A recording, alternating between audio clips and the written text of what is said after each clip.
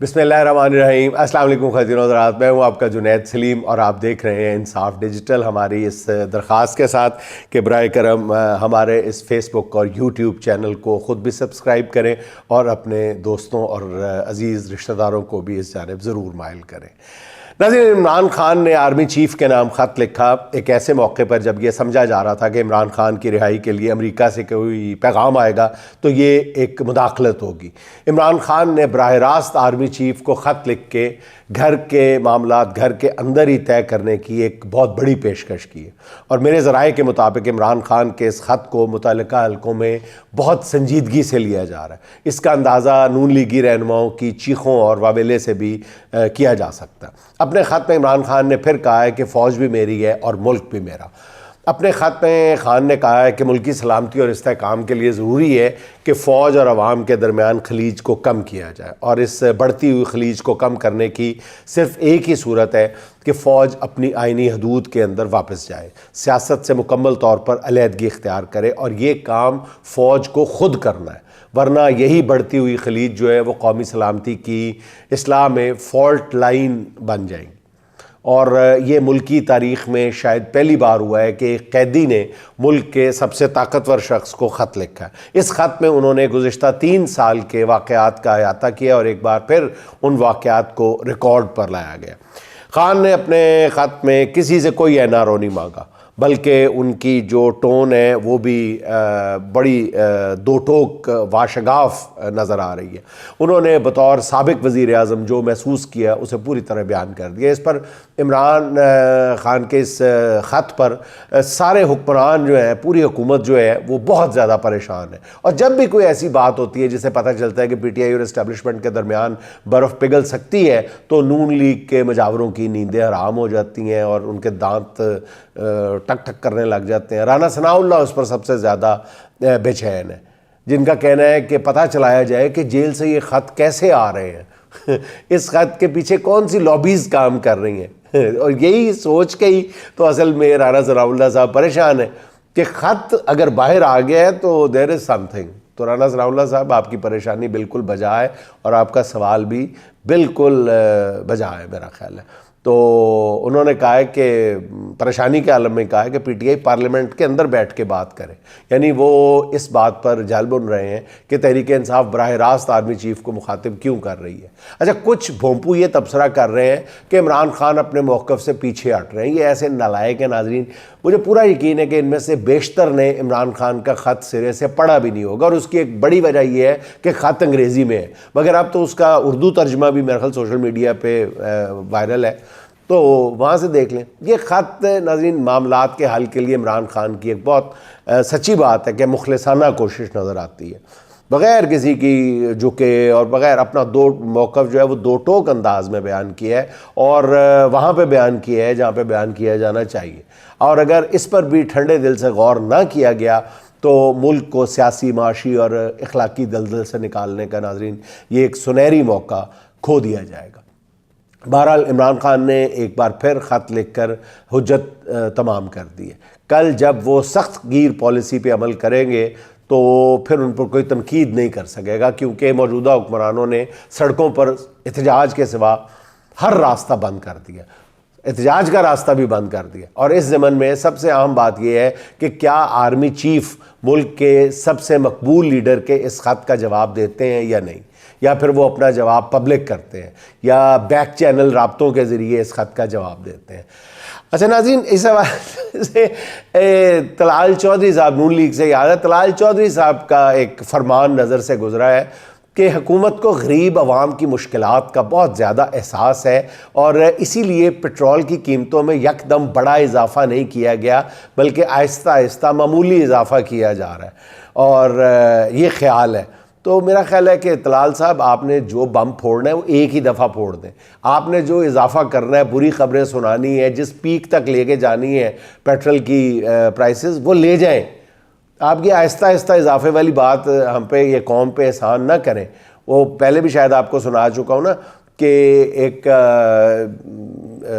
بیوی جو ہے وہ اپنے میکے جا رہی ہوتی ہے اور اس کی ماں پیچھے ہوتی ہے اور ایک بلی ہوتی ہے، تو شوہر کو کہہ کے جاتی ہے کہ بلی کا اور میری ماں کا بہت زیادہ خیال رکھنا. تو 2 دن بعد ہی وہ فون کرتی ہے، پہلے بلی کا پوچھتی ہے کہ بلی کا کیا ہوا، بلی کا کیا حال ہے. تو شوہر کہتا ہے وہ تو مر گئی.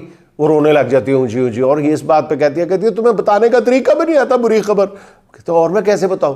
تم آہستہ آہستہ بتاؤ نا.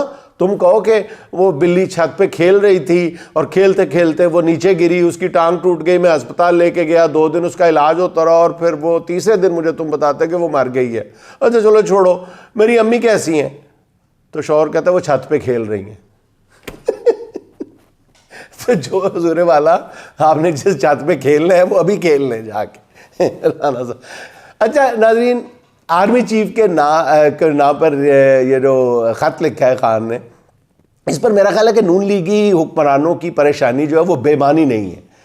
خیبر پختونخوا کے وزیر اعلیٰ علی امین گنڈا پور نے انکشافات سے بھرپور ایک ٹی وی انٹرویو دیا ہے، جس میں ان کا کہنا یہ ہے کہ اسٹیبلشمنٹ کے ساتھ ان کے معاملات 99% طے پا چکے ہیں، صرف 1% معاملہ رہ گیا. اور ان کا کہنا یہ ہے کہ اس بار انہوں نے چیزوں کو باضابطہ شکل دی ہے، شاید اس بار چیزوں کو کوئی دستاویزی شکل دی گئی ہے. اسی وجہ سے علی امین گنڈا پور کا کہنا ہے کہ اب کوئی اپنی بات سے پھرا تو معاملات عوام کے سامنے جائیں گے. علی امین کا مزید کہنا یہ ہے کہ اس میں عمران خان کو بنی گالا، نتھیا گلی یا کسی اور جگہ منتقل کرنے کی بات بھی شامل ہے. تاہم انہوں نے واضح کیا ہے کہ عمران خان اپنے کارکنوں کی رہائی پہلے چاہتے ہیں. تو عمران خان کے آرمی چیف کے نام خط کے حوالے سے علی امین گنڈا پور نے کہا ہے کہ اگر آرمی چیف کو خط لکھا گیا ہے تو یہ اچھی بات ہے. اور علی امین گنڈا پور کی گفتگو سے اندازہ ہوتا ہے ناظرین کہ پس پردہ معاملات ایک بار پھر کسی واضح رخ کی جانب جانا شروع ہو گئے. عمران خان کے خط کو بھی اسی تناظر میں لیا جانا چاہیے، اور یہی وہ معاملہ ہے جس کی وجہ سے نون لیگی رہنماؤں پر غشی کسی کیفیت طاری ہے. جسٹس ناظرین عامر فاروق، جو کافی عرصے سے اسلام آباد ہائی کورٹ کے چیف جسٹس ہیں، مگر انہیں اپنی عدالت میں بہت عرصے سے مکمل اجنبیت کا ماحول مل رہا تھا، کلے پھرتے رہتے نظیر عدالت، اور کوئی دوسرا جج جو ہے وہ ٹھیک سیدھے منہ بات بھی نہیں کرتا تھا. اچھا، کیونکہ ہائی کورٹ کے تمام ججز خود ان کو فاصلے پہ رکھتے تھے. وجہ آپ کو بھی پتہ ہے، وجہ مجھے بھی پتہ ہے، وجہ پوری قوم کو پتہ ہے. تو چیف جسٹس عامر فاروق صاحب کسی بھی ڈویژن بینچ میں اپنی مرضی کا فیصلہ دینے کے بھی قابل نہیں تھے، کیونکہ ان کے ساتھ جو بھی دوسرا جج ہوتا تھا وہ آبویسلی آئین اور قانون سے باہر جانے کو کسی صورت بھی تیار نہیں ہوتا تھا. اور جسٹس عامر فاروق صاحب صرف اتنا کر سکتے تھے کہ وہ حکومت کی منشا کے مطابق مقدمات میں تاخیر کر دیتے تھے، اور یہ کام انہوں نے بخوبی نبھایا. مگر اب ان کی اپنی عدالت میں تنہائی جو ہے وہ ختم ہو چکی ہے. انہیں 5 نئے ججز کا ساتھ میسر آ چکا ہے. یہی وجہ ہے کہ انہوں نے گزشتہ روز 3 حکم نامے جاری کیے ہیں. چیف جسٹس یحییٰ آفریدی جو ہائی کورٹ کے نئے ججز کی سینیورٹی کے معاملے پہ گزشتہ روز فرما رہے تھے کہ سینیورٹی کے معاملے پر ان کا اپنا موقف ہے جو وہ اس وقت دیں گے جب یہ معاملہ ان کے سامنے آئے گا. میں نے کل یہ عرض کر دیا تھا کہ چیف جسٹس صاحب سب کو ٹرک کی بتی کے پیچھے لگا رہے ہیں، کیونکہ چیف جسٹس عامر فاروق نے ججز کی نئی سینیورٹی لسٹ جاری کر دی، جس کے مطابق جسٹس سرفراز ڈوگر جو لاہور ہائی کورٹ میں 15ویں نمبر کے جج تھے، وہ اسلام آباد ہائی کورٹ کے سینئر پیونی جج بنا دیے گئے، اور جسٹس محسن اختر کیانی کو سینیورٹی میں 30ویں نمبر پہ بھیج دیا گیا. استغفر اللہ استغفر اللہ. اس کے علاوہ میں کچھ کہہ نہیں سکتا جو اس وقت عدالتوں میں کھیل کھیلا جا رہا ہے. ناظرین، اس نئی سینیورٹی لسٹ کے بعد اب تقریباً فائنل ہو گیا ہے کہ جسٹس سرفراز ڈوگر ہی اسلام آباد ہائی کورٹ کے اگلے چیف جسٹس ہوں گے. ان کا جنازہ ہے ذرا دھوم سے نکلے. اور جسٹس عامر فاروق نے ایک اور فیصلہ کیا ہے کہ اسلام آباد ہائی کورٹ کی سب سے اہم ایڈمنسٹریشن کمیٹی کے ارکان بھی تبدیل کر دیے. اس کمیٹی میں ہمیشہ سے تین جو سینئر موسٹ جج ہوتے تھے وہی ہوا کرتے تھے، مگر انہوں نے رولز اور روایات کو بالائے طاق رکھتے ہوئے اب کی بار 9ویں نمبر کے جج کو پہلے دن ہی ایڈمنسٹریشن کمیٹی میں رکھ لیا. یعنی ایک روز پہلے آنے والے جس جج نے ابھی تک اسلام آباد ہائی کورٹ کی پوری عمارت بھی نہیں دیکھی، اسے وہاں ایڈمنسٹریشن کمیٹی کا رکن بنا دیا. نئے حکم کے مطابق جسٹس محسن اختر کیانی اور جسٹس میاں گل حسن اورنگزیب کو اس کمیٹی سے نکال دیا گیا. چیف جسٹس عامر فاروق نے ڈپارٹمنٹل پروموشنل کمیٹی بھی تبدیل کر دیا، اور اس میں جسٹس سرفراز ڈوگر اور جسٹس اعظم خان کو اپنے ساتھ بٹھا لیا. اچھا ناظرین، عدالت سے تو اسی طرح کی خبریں ہیں۔ 8 فروری کو تحریک انصاف کے ثوابی جلسے کی تیاریاں عروج پہ، اور نئے صدر صاحب جو ہے کے پی کے جنید اکبر صاحب، وہ اس جلسے کی کامیابی کے لیے پورا زور لگا رہے ہیں، تمام تر توانائیاں صرف کر رہے ہیں، اور صرف پورے خیبر پختونخوا میں وہ ہر جگہ پہ کارنر میٹنگز کر رہے ہیں، رابطے کر رہے ہیں، ناراض کارکنوں کو منا رہے ہیں، جس پر عام آدمی کا رد عمل حیران کن طور پر بہت زیادہ پازیٹیو ہے۔ خیال یہ کیا جا رہا تھا، بلکہ خوشیاں کئی حلقوں میں منائی جا رہی تھی کہ 26 نومبر کو نہتے عوام پر گولیاں چلانے کے واقعے کے بعد اب عوام میں ڈر اور خوف ہوگا، مگر صورتحال ناظرین اس کے بالکل برعکس ہوئی ہے۔ جنید اکبر صاحب جانتے ہیں کہ 8 فروری کا جلسہ ان کا پہلا امتحان ہے، جس میں کامیابی ہی ان کی اگلی راہیں متعین کرے گی۔ اسی لیے جنید اکبر اپنی گفتگو میں ایسی لائن لے رہے ہیں جو عام پارٹی کے کارکنوں کے دلوں کے بہت قریب ہے، اور ان کے انہی بیانات پر بعض حلقوں میں شدید اضطراب بھی پایا جا رہا ہے۔ جنید اکبر کا کہنا ہے کہ اگر کسی کارکن کو گرفتار کیا گیا تو اس تھانے کا SHO اس کا ذمہ دار ہوگا، کارکن اس تھانے کا گھیراؤ کریں گے۔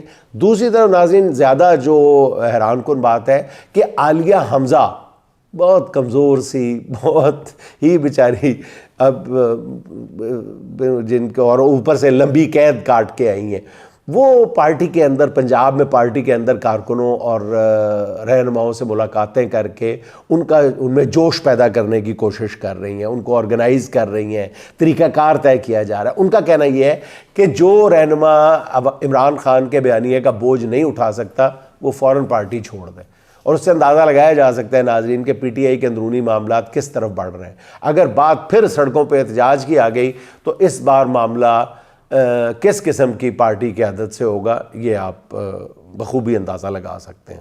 اچھا ناظرین، معروف صحافی زاہد گشکوری نے خبر دی ہے کہ القادر ٹرسٹ کیس پاکستان کی تاریخ کا مہنگا ترین کیس ثابت ہوا ہے۔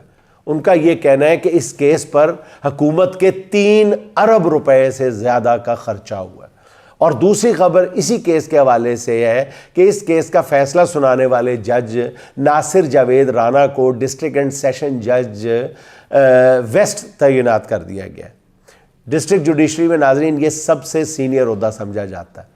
ظاہر ہے جس طرح انہوں نے دن رات ایک کر کے القادر ٹرسٹ کیس سنا اور اتنی محنت سے اس کا فیصلہ لکھا، کئی بار فیصلے کو مؤخر کرنا پڑا، اور اس کے بعد ان کا حق بنتا ہے ناظرین کہ انہیں زیادہ سے زیادہ ترقی دی جائے۔ اچھا ناظرین، اس سسٹم کی جو بھی نظام چل رہا ہے جس طرح کا 2-2.5 سال سے، اس سسٹم کی سب سے بڑی خوبی یہ ہے کہ یہ انصاف سے کام لیتا ہے۔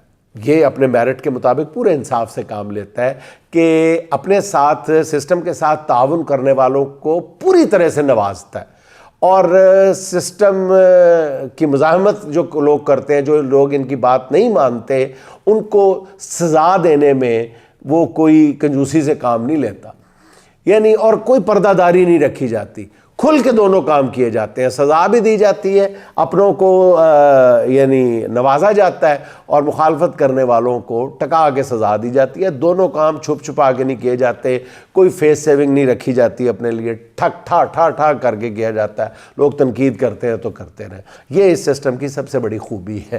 اچھا ناظرین، ایک بڑی دلچسپ خبر ہے، خبر بھی کیا، ایک خدشہ ہے جس کے بارے میں سوچ کے حکمران جو ہے پریشانی کا شکار ہے، اور سب سے زیادہ اپنے وزیر داخلہ صاحب جو ہے وہ مشکل میں ہے۔ پاکستان میں چیمپئنز ٹرافی کرکٹ ٹورنامنٹ منعقد ہو رہا ہے، ملک میں 29 سال بعد کرکٹ کا کوئی انٹرنیشنل ٹورنامنٹ ہو رہا ہے، جس کے لیے اسٹیڈیمز کے مطلب اربوں روپے لگا کے تزئین و آرائش کی گئی ہے۔ قذافی اسٹیڈیم تو بالکل نئے سرے سے تعمیر کیا گیا ہے۔ اچھا ناظرین، ویسے میرے ذہن میں آیا، میں اکثر یہ بات کرتا ہوں اپنے دوستوں سے کہ قذافی اسٹیڈیم میں میرا خیال ہے کہ لاکھوں روپے یا کروڑوں روپے، پتہ نہیں کتنے اس کا بجٹ ہوگا۔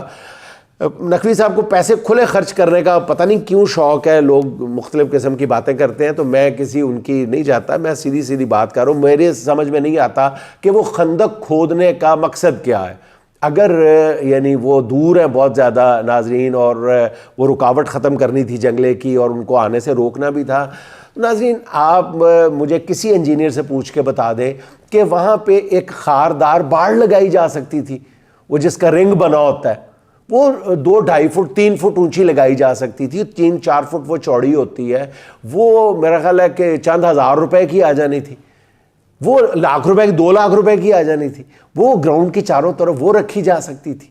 بہت آسانی سے یہ جو لاکھوں روپے کی خندق کھودی گئی ہے, باقاعدہ خندق, اور پھر خندق کے اوپر نیٹ لگایا گیا. کئی دن یہ بحث ہوتی رہی کہ اس کے اوپر نیٹ کیسے لگے گا, اندر بال بوائز دوڑ رہے ہوں گے, یہ ہوگا وہ ہوگا. بھئی چھوٹا سا ایک مسئلہ سمجھ, کیوں اتنا بڑا خرچہ کیا گیا.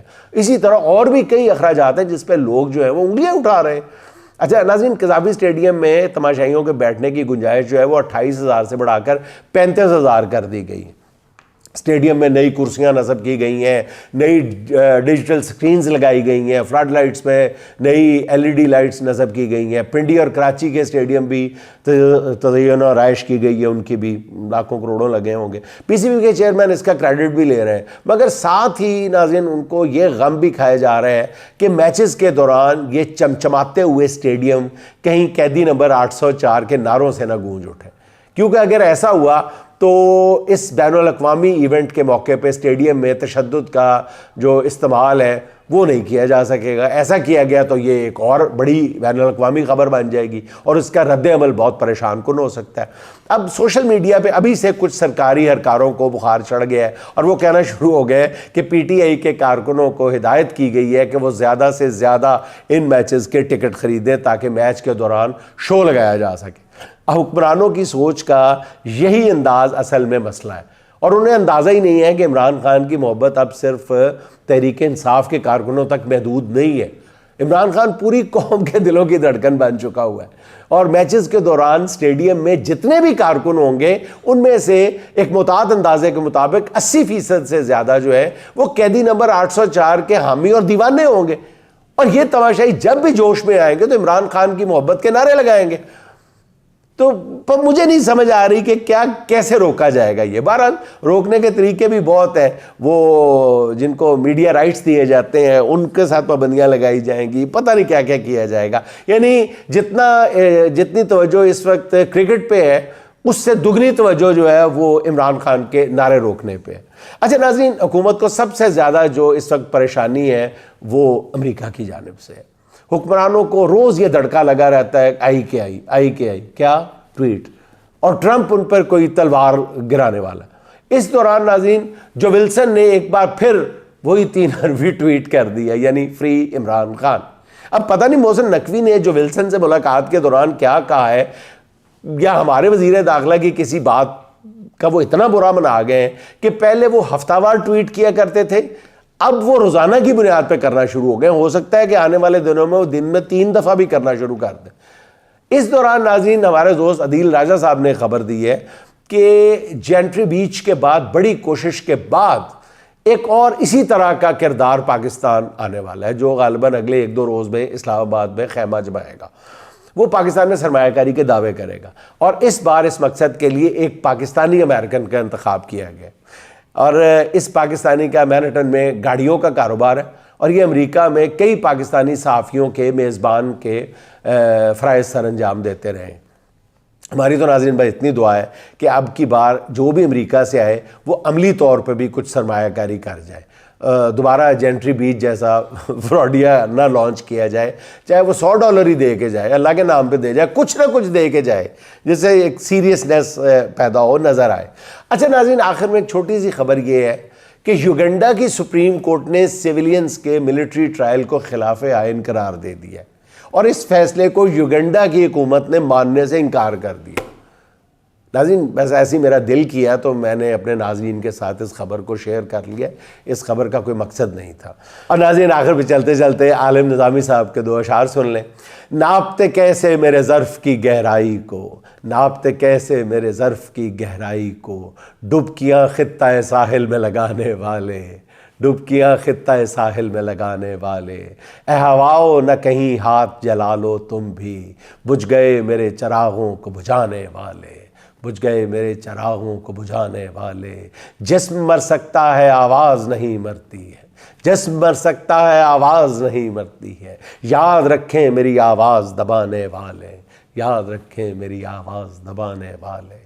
ناظرین خوش رہیں, خوش رکھیں. آپ سے ملاقات ہوگی انشاءاللہ اگلے ولاگ میں. اللہ حافظ.